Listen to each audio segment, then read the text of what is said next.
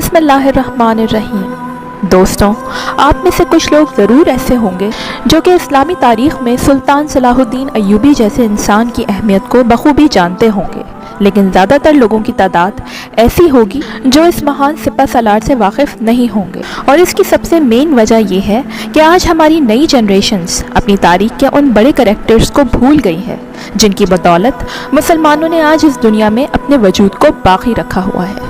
एक बार सुल्तान सलाहुद्दीन अय्यूबी से पूछा गया कि आपको कभी हंसते हुए नहीं देखा। सुल्तान ने तारीखी जवाब दिया कि मैं डरता हूँ कि रोज़े क़यामत अल्लाह ताला पूछेगा कि बैतुल मुक़द्दस गैरों के कब्ज़े में था और तुम मुस्कुरा रहे थे। अल्लाहु अकबर। दोस्तों, इस्लाम में काबे के बाद अगर सबसे बड़ा मर्तबा किसी इमारत को समझा जाता है तो वो बैतुल मुक़द्दस है।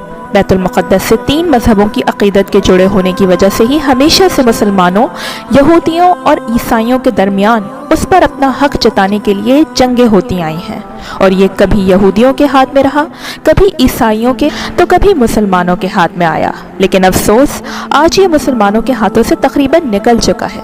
दोस्तों, आज की इस वीडियो में हम बात करने वाले हैं एक ऐसे ही बहादुर इंसान के बारे में जिसने बैतुल मुक़द्दस को फतह किया था, और उस शख्स को दुनिया सुल्तान सलाहुद्दीन अय्यूबी के नाम से जानती है।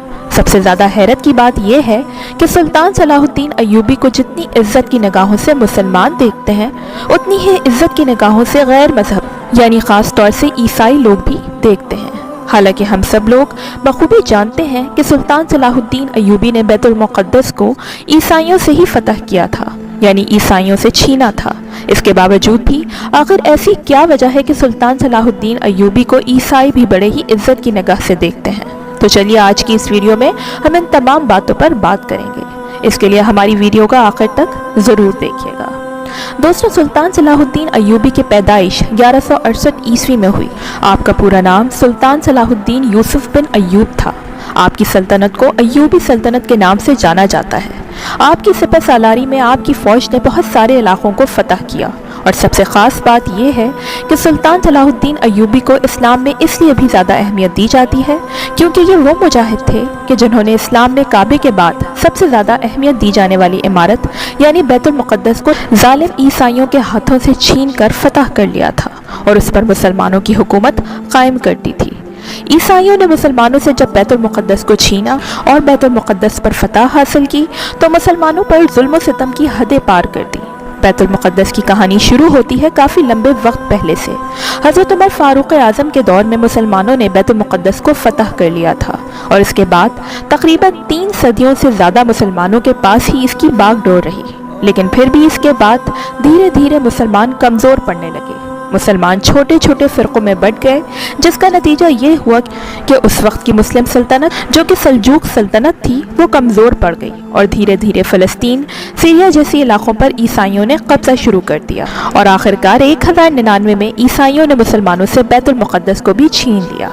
मुसलमानों के हाथों से जब बैतुल मुक़द्दस निकल गया और वहाँ पर ईसाई ज़ालिमों की हुकूमत हो गई तो पूरी इस्लामी दुनिया में मातम की लहर छा गई, क्योंकि यकीनन बैतुल मुक़द्दस को इस्लाम में बहुत ज़्यादा अहमियत हासिल थी। अगर हम दूसरे लफ्ज़ों में ये कहें तो बैतुल मुक़द्दस इस्लाम का एक दिल है। लिहाजा इसी वजह से हर बंदा परेशान था कि अब क्या होगा। ईसाइयों ने फ़लस्तीन में लाखों मुसलमानों का खून बहाया। छोटे छोटे बच्चे, बूढ़ों, औरतों, किसी को भी नहीं बख्शा।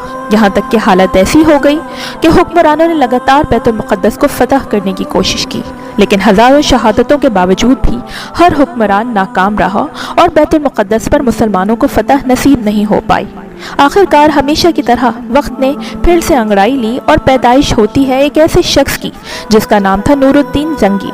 नूरुद्दीन ज़ंगी ने अपनी ज़िंदगी का यह मकसद बना दिया था कि चाहे कुछ भी हो जाए मुझे बैतुल मुक़द्दस को फतह करना है, और उनके पास एक ऐसा मेंबर भी मौजूद था जो उन्होंने यह ख्वाहिश करके ही बनवाया था कि जब मैं बैतुल मुक़द्दस को फतह करूँगा तो इस मस्जिद में उस मेंबर को नस्ब करूँगा।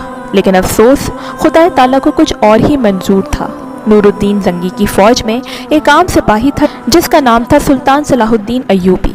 धीरे धीरे सुल्तान सलाहुद्दीन अय्यूबी ने अपनी होशियारी और बहादुरी के दम पर नूरुद्दीन ज़ंगी की फ़ौज में आला से आला मनसब हासिल करना शुरू कर दिया, और एक वक्त ऐसा आया कि सलाहुद्दीन अय्यूबी मिस्र के गवर्नर बना दिए गए। जब नूरुद्दीन ज़ंगी की वफ़ात हुई तो कोई भी ऐसा काबिल शख्स मौजूद नहीं था कि जो उनकी जगह पर तख्त पर बैठ सके। लिहाजा तमाम लोगों ने मुत्तफ़िक़ होकर नूरुद्दीन जंगी की पूरी सल्तनत सलाहुद्दीन अय्यूबी के हाथों में सौंप दी और लिहाजा सलाहुद्दीन अय्यूबी को भी वो मौका मिला जिनकी उसको हमेशा से तमन्ना थी, यानी बैतुल मुक़द्दस को फतह करने की। सुल्तान सलाहुद्दीन अय्यूबी ने मिस्र के तख्त पर बैठते ही अपनी ज़िंदगी का एक ही मकसद बना लिया था और वो मकसद था बैतुल मुक़द्दस को फतह करना।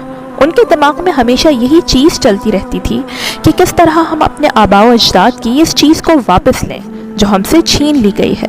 और सबसे बड़ी हैरत की बात यह थी कि जिस वक्त सुल्तान सलाहुद्दीन अय्यूबी को तख्त पर बिठा दिया गया उनकी उम्र सिर्फ 21 से 22 साल थी। अब आप सोच सकते हैं कि उनके अंदर कितनी काबिलियत मौजूद थी।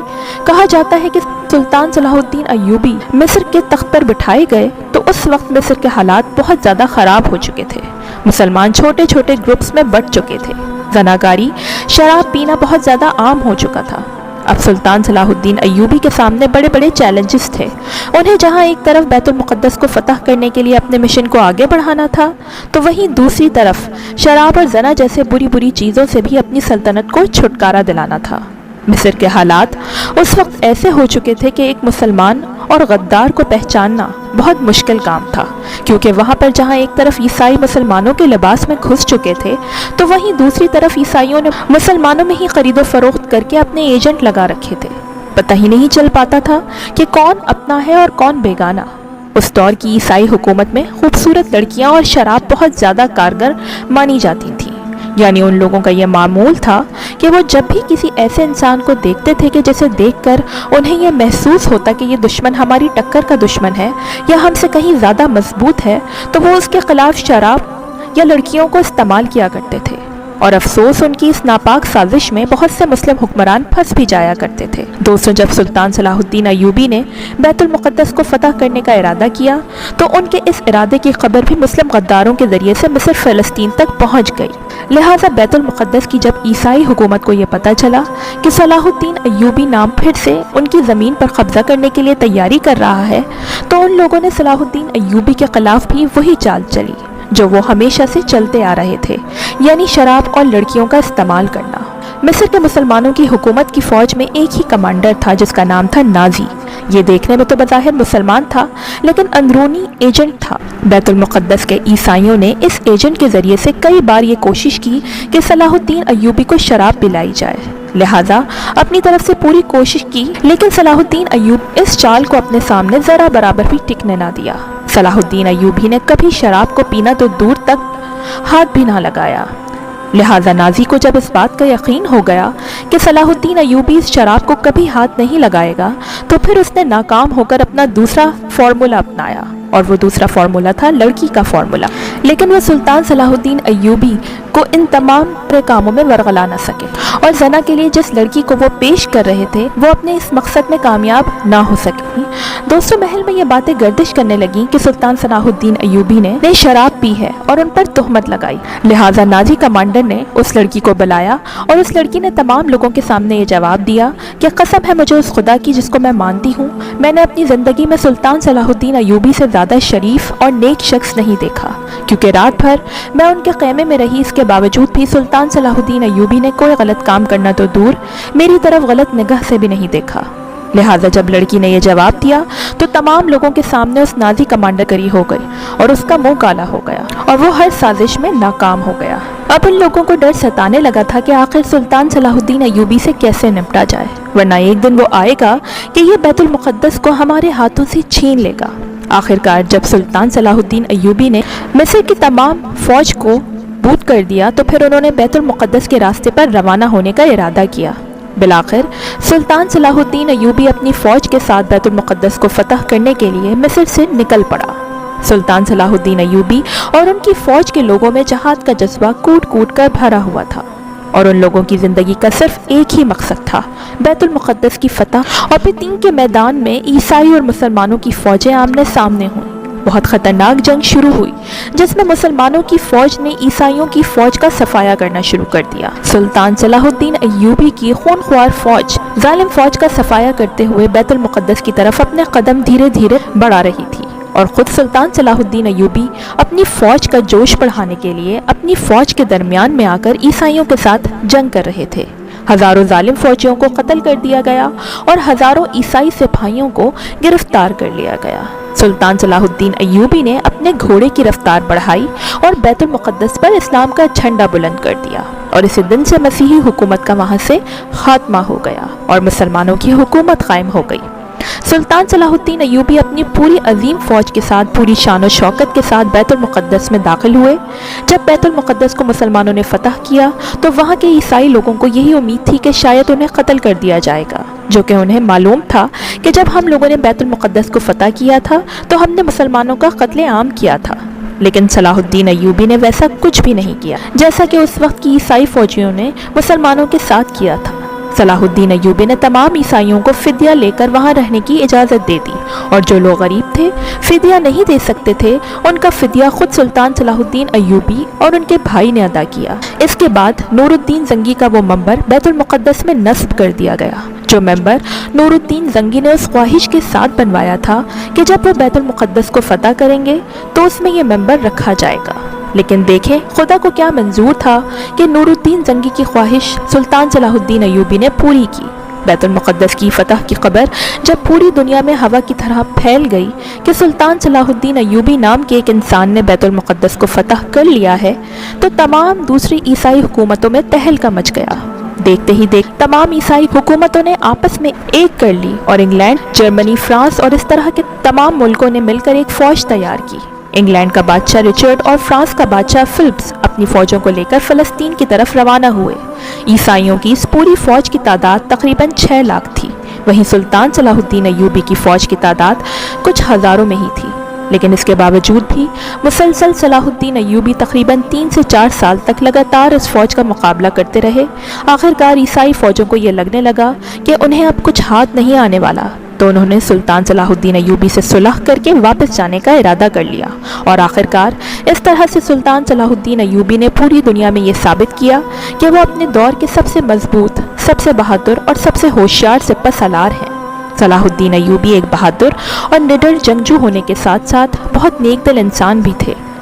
वो हमेशा बहुत ज़्यादा सदका किया करते थे। हर गरीब इंसान को वो अपने सीने से लगाया करते थे, उनसे मोहब्बत से बातें किया करते थे और अपनी सल्तनत में हमेशा उन लोगों से मिलना ज़्यादा पसंद किया करते थे जो गरीब और कमज़ोर हुआ करते थे। उन्होंने अपनी ज़िंदगी में जो भी रुपया कमाया उसका ज़्यादातर हिस्सा उन्होंने सदका कर डाला। उनके पास कभी इतना पैसा भी जमा नहीं हो पाया कि वो हज का फ़रीज़ा अदा कर सकें।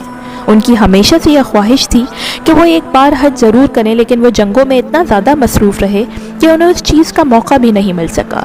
और दूसरी वजह ये भी थी कि उनके पास इतना पैसा ही जमा ना हो पाया कि उनके ऊपर हज फ़र्ज़ हो सके। आप मुस्लिम और गैर मुस्लिम से नरमी से मिला करते थे। आपकी इस दरिया दिली की ही वजह थी कि तमाम ईसाई लोग भी आपकी बहुत ज़्यादा तारीफ़ें किया करते थे। सुल्तान सलाहुद्दीन अय्यूबी की नेक दिली का सिर्फ हम इस बात से अंदाज़ा लगा सकते हैं कि जब आपकी वफ़ात हुई तो आपने अपनी नस्लों के लिए विरासत में कुछ भी नहीं छोड़ा था। आपके मरने के बाद आपकी विरासत में सिर्फ एक घोड़ा, जिसकी कीमत नहीं बन पाई थी कि उस कीमत के ज़रिए से आपकी तदफीन यानी आपको दफनाया जा सके। लिहाजा आपके दफनाने का ख़र्चा भी उस वक्त के खलीफा ने उठाया था। अब आप खुद सोच सकते हैं कि जिस शख्स ने पूरी ज़िंदगी भर सल्तनत की, उसके बावजूद भी उसने अपने लिए इतना पैसा भी नहीं बचाया कि जिस पैसे के ज़रिए से सिर्फ उसकी तदफीन ही की जा सके। ये था हमारे असली हीरो की ज़िंदगी। यकीनन वो हमारे लिए एक आइडियल है। हमारी ख्वाहिशात का मंजर ये दुनिया है, हमारे ख्वाब दुनियावी ख्वाब हैं और हमारे मकासद दुनियावी मकासद हैं। हमें मुखलिस होना पड़ेगा। हम में से ज़्यादातर लोग अपने आराम के मुतालिक सोचते हैं। हमें अपना जायज़ा लेना होगा और वो दिल पाना होगा जो अल्लाह के लिए धड़के। हमें इस्लाम के लिए बुलंद मकासद अपनाने होंगे। याद रखें, अजीम सुल्तान सलाहुद्दीन अय्यूबी की तरह एक दिन हमारे जिस्म भी कफन में लपटे होंगे और उन कफनों में कोई जेब नहीं होगी। आज के इस जालिम दौर में हमें ऐसे ही सिपह सालार की ज़रूरत है जो कि फ़लस्तीनियों की आवाज़ बन सके और उन्हें जुल्म से निजात दिलवा सके।